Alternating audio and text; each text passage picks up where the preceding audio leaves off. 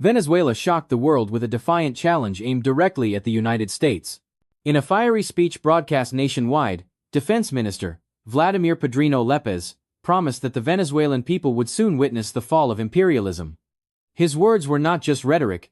Within hours, Caracas announced the mobilization of 4.5 million militia members, a staggering force equal to nearly one-sixth of the nation's population. At Plaza Bolívar, the symbolic heart of Caracas, thousands of students, workers, and public employees lined up to register.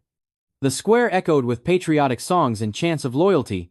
State media portrayed the moment as proof that Venezuela was united, ready to transform every street and every neighborhood into a fortress against invasion. Supporters saw the mobilization as a display of resilience. Critics dismissed it as a stage-managed spectacle meant to hide the regime's fragility. President Nicolás Maduro seized the spotlight with a symbolic gesture that deepened the drama. Holding up a Huawei phone gifted by Chinese leader Xi Jinping, he declared that he had communicated directly with Beijing via satellite. The move raised questions far beyond Venezuela's borders. Was it a political stunt to boost morale at home, or a deliberate signal that China might stand behind Caracas if the confrontation with Washington escalated?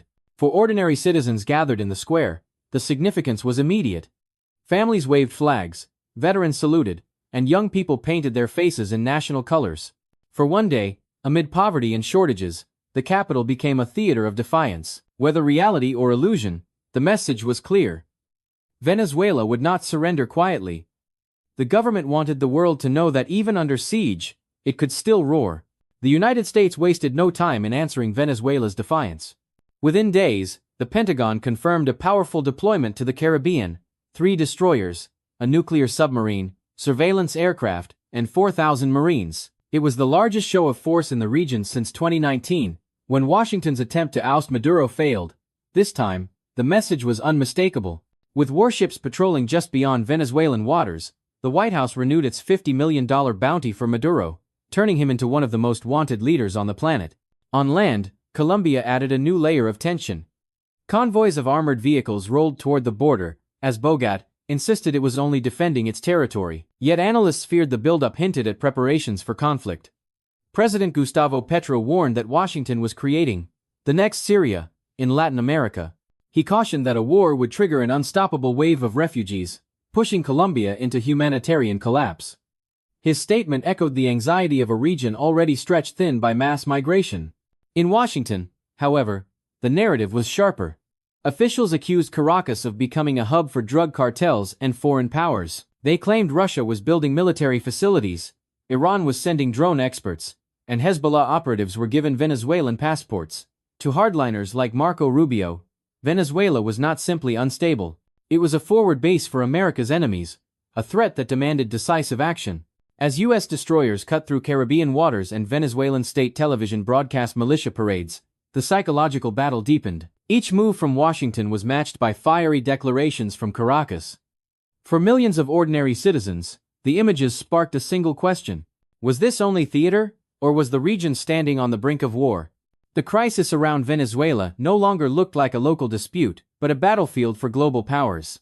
Washington argued its deployment was about drugs and crime, but critics saw a broader goal: to counter Russia, China, and Iran in the Americas. U.S. officials accused Moscow of building bases, Iran of sending drone technology, and Hezbollah of using Venezuelan passports. To hardliners, Venezuela was no longer just unstable, it was an outpost for America's rivals. Maduro fought back with symbolism. He waved his Huawei phone, a gift from Xi Jinping, claiming direct satellite contact with Beijing. He reminded the nation that China invests heavily in Venezuelan oil and resists U.S. sanctions.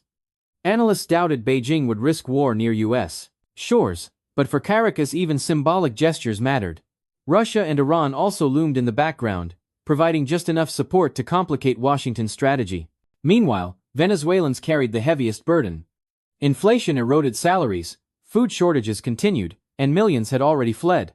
Those who remained were urged to join the militia, told that sacrifice was the price of sovereignty. Across the border, Colombia braced for another refugee wave it might not withstand. European powers like France deployed ships to the Caribbean, showing that the standoff had become global. The outcome remained uncertain.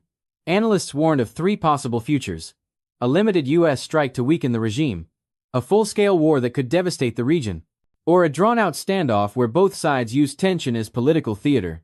None promised peace. For the world, Venezuela had become more than a country in crisis. It was a symbol of defiance and a test of power in the Western Hemisphere.